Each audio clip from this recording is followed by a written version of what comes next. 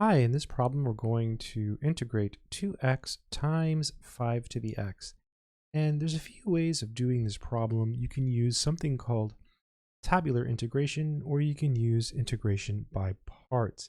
Let's go ahead and use tabular integration. So tabular integration says when you have an integral and one of the parts after repeated differentiation is eventually 0, in this case 2x, and the other part we can integrate, then we can use this procedure. So I'm going to go ahead and write down the piece we're going to differentiate. So 2x, that's here. And then this is the piece we're going to integrate. Okay, so you take the derivative of 2x, so that's 2. And then you take the derivative of 2, and that gives you 0. Again, you need to have a piece that after repeated differentiation, it's just eventually 0. So 2x works. Now we have to integrate 5 to the x. So there is a formula. It says if you have the integral of a to the x dx, here a is not 0. This is equal to a to the x over ln a plus c. And not 0 and positive. So that would be the formula we can apply here. So here, this would be, I'm going to write it like this, 1 over ln 5 to the x. Don't worry about the plus c. That's the same thing as 5 to the x divided by ln 5. Then you do it again, so you get 1 over ln 5 quantity squared, and then 5 to the x. And that's good. So again, we're using what's called tabular integration. I'll spell it for you, tabular.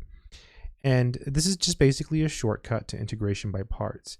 And it works best when you have a piece that after repeated differentiation is eventually 0 and a piece that you can integrate. The next step is to put plus and minus signs. So you always start with the plus sign, so plus, minus, plus. You just alternate. And then you draw arrows. This is the best part of the entire problem. You get to draw the cool arrows. Then you just follow the arrows and multiply. So the answer will be 1 over ln 5.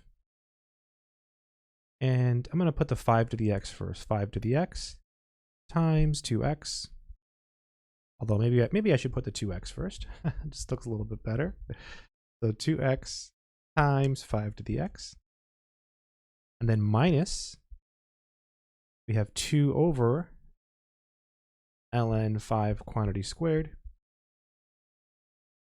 And then 5 to the x, and then plus our constant of integration, capital C. And that would be the final answer. And again, you could have used integration by parts, but again, in this problem, we chose to use tabular.